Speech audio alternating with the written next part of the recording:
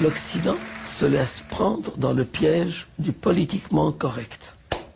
Il est de bon ton d'être ouvert à tout le monde, à tous les courants. Et alors, avec ça, on avale des couleuvres. Dans des cantines publiques, laïques et républicaines, on a supprimé le porc à la demande d'un certain nombre de groupements politico-religieux. Les cantines scolaires sont devenues un enjeu. Les pétitions de parents d'élèves souhaitant l'instauration de menus spéciaux se multiplient. À tel point qu'à la rentrée prochaine, c'est la ville de Lyon qui va instaurer des repas sans viande. Des parents musulmans ont fait pression pour instaurer des menus spécifiques sans viande jugée impure. Bref, le principe de laïcité à l'école est malmené. À la dame socialiste qui est près de vous, qu'elle vienne habiter dans mon quartier, à Montpellier, qu'il y ait beaucoup d'immigrés derrière. Je suis près d'une école maternelle et du primaire. Moi, comme les autres, on se fait insulter par des enfants qui sont primaires, de salles françaises, de putes de françaises. Françaises, on t'écrasera. On nous crache dans la figure dans la rue quelquefois. Mais qu'on arrête, quoi, de donner... À chaque fois, il y a des élections, c'est ça. Moi, je suis d'accord avec le monsieur qui est passé avant moi. Parce que, bon, ce sont des gens quand même qui roulent en belle bagnole. La drogue, c'est tous les semaines qu'on en ramasse dans ce quartier. Bon, enfin, bref. Et moi, on m'a brûlé ma voiture. Je gagne 1000 € par mois, madame. Et mon fils m'a donné 2 voitures d'occasion et on les a fracassées. Je ne dis rien à personne. Et en plus, dans mon bâtiment, il y a un couple de Marocains et il y a 2 avec la burqa qui viennent là, qui sont mariés avec des Européens. Et vous ne croyez pas que ça fait peur, ça? Et l'État est complice d'une véritable, il faut le dire, islamisation de notre pays. Les lois d'Allah passent devant les lois de la République. On vient en Grande-Bretagne à ce documentaire de la BBC qui secoue le pays tout entier. Des milliers d'enfants d'écoles confessionnelles apprennent comment appliquer les châtiments corporels contenus dans la charia. Un voleur aura la main coupée pour un premier crime et le pied tranché pour un deuxième crime. Les enfants apprennent aussi comment tuer les morts. En Allemagne, le maire d'une ville près de Hambourg a installé 3 haut-parleurs sur le minaret de la mosquée pour l'appel à la prière. Ici, on est en Allemagne. Il faut s'intégrer dans la culture, les traditions allemandes et l'appel du muezzin n'en fait pas partie.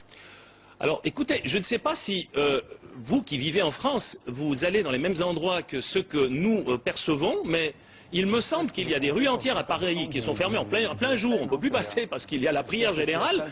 Il me semble quand même qu'il y a un communautarisme exacerbé. Il me semble qu'il y a des lois parallèles qui sont instaurées un peu partout, que l'État finalement ne contrôle plus vraiment la zone qu'il devrait contrôler. En Grande-Bretagne, c'est encore bien pire. J'ai vu le quartier musulman d'Anvers, etc.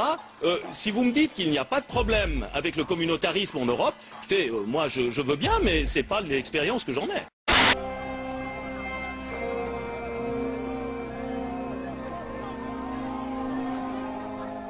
Est-ce que l'islam est compatible avec une société plurielle et pluraliste? Ou bien l'islam se réforme, se modernise au sens fort du terme, ou bien nous allons vers une confrontation, une conflagration. On dit l'islam est une religion. Je veux bien. C'est certainement une religion, incontestablement. Mais à partir du moment où Mohammed a quitté la Mecque pour émigrer vers Médine, qui est devenue la cité sainte, à ce moment-là, l'islam a toujours lié le religieux au politique, le religieux au social. Religion et société sont devenus inséparables. Et ceci dure depuis 14 siècles. Toutes les sociétés musulmanes ont été des sociétés intégratives, globales, globalisantes, totales, totalisantes, pour ne pas dire totalitaire. L'islam, je le répète, n'est pas seulement une religion. L'islam est une culture, l'islam est une conception de la société, et c'est bien au-delà de la pratique religieuse. C'est une philosophie de l'existence, et surtout, c'est un droit, je le répète, qui englobe tous les éléments de la société.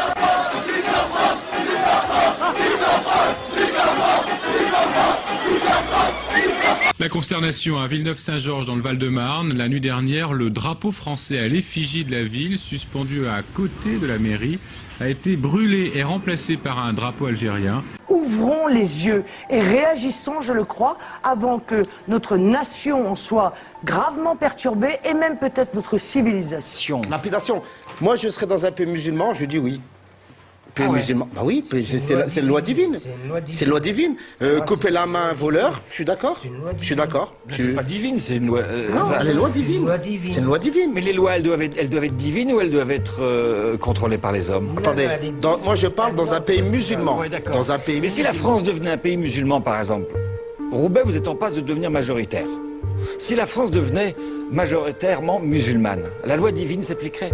Moi, je serais un partisan, effectivement, de dire que si demain la France devient musulmane, bah, effectivement, c'est la charia qui devrait prendre le truc. Et alors... Juste un truc, là vous me faites peur. Ces valeurs que vous avez conquises de longues luttes, hein, êtes-vous prêt à les défendre? Elles sont dans nos chartes. Comment? Elles sont dans nos chartes. Elles sont dans vos chartes. Mais ces chartes peuvent changer. Ces chartes peuvent changer. Elles changeront lorsqu'une majorité sera musulmane et sera radicale. Car par le triple jeu de l'immigration, de la démographie et des conversions, dans 100 ans, l'Occident est musulman. Et vous vous réveillerez quand il sera trop tard. وعما قريب إن شاء الله ستفتح روما كما فتحت القسطنطينية ببشارة نبينا محمد صلى الله عليه وسلم. وإذا كانت اليوم هي عاصمة الكاثوليك أو الصليبية التي أعلنت عداءها للإسلام، تكون عاصمتهم نقطة متقدمة للفتوحات الإسلامية التي تنساح في أوروبا كلها، ثم تلتفت إلى الأمريكتين بل إلى أوروبا الشرقية. Quand tu votes, tu restes plus musulman parce que la démocratie ça n'a rien à voir avec l'islam. La démocratie c'est les peuples qui décident quelles lois qui vont être implémentées. Mais nous on dit les lois ils sont déjà créées par Allah.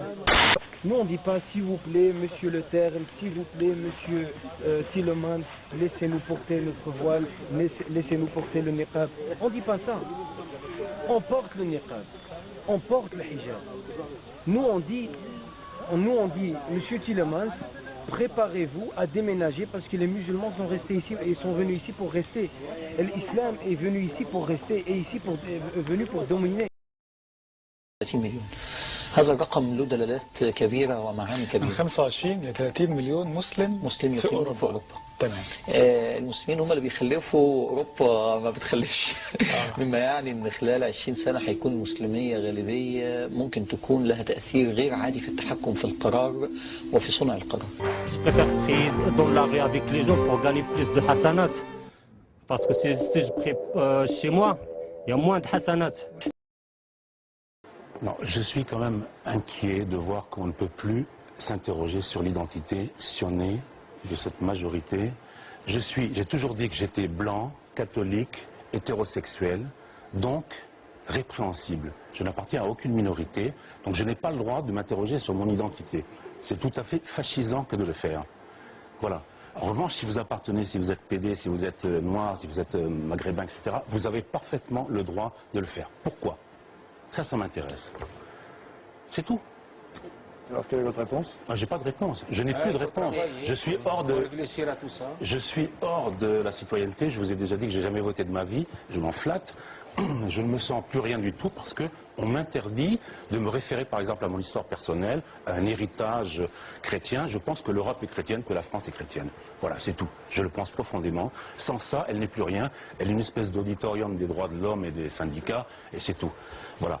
Quand un musulman me dit l'islam est la religion de la tolérance, je lui réponds, parmi les 57 pays musulmans de la planète, cite-moi un seul, où la liberté religieuse existe. Oscar Freudinger, Dalil Boubaker nous dit l'islam est parfaitement compatible avec la démocratie. Ce qui vous a convaincu? Non. non, parce que ce qui se passe dans toute l'Europe actuellement me montre le contraire. En Allemagne, une femme battue voulait divorcer, elle est marocaine comme son mari. La juge a refusé en s'appuyant non pas sur la Constitution mais sur le Coran. On a toujours à l'esprit de se dire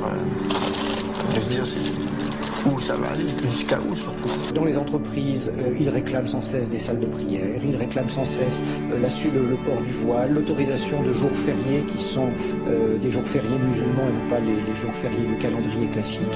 Ils réclament également qu'il n'y ait plus d'alcool dans les restaurants d'entreprise, qu'il n'y ait plus de porc.